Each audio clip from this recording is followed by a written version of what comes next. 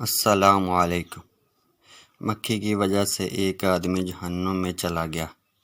رسول اللہ صلی اللہ علیہ وآلہ وسلم نے فرمایا، ایک آدمی صرف مکھی کی وجہ سے جنت میں چلا گیا اور دوسرا جہنم میں۔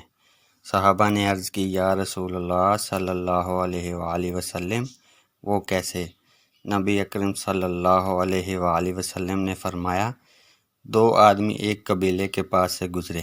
اس قبیلے کا ایک بت تھا جس پر چڑھاوا چڑھائے بغیر کوئی آدمی وہاں سے نہیں گزر سکتا تھا۔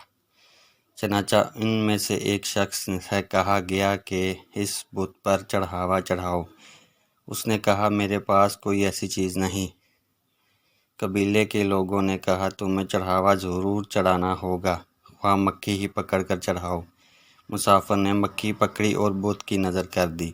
لوگوں نے اسے جانے دیا، چنانچہ وہ اس چڑھاوے کی وجہ سے جہنم میں چلا گیا۔ قبیلے کے لوگوں نے دوسرے آدمی سے کہا، تم بھی کوئی چیز بت کی نظر کرو۔ اس نے کہا، میں اللہ عز و جل کے علاوہ کسی دوسرے کے نام کا چڑھاوا نہیں چڑھاؤں گا۔ لوگوں نے اسے قتل کر دیا اور وہ جنت میں چلا گیا۔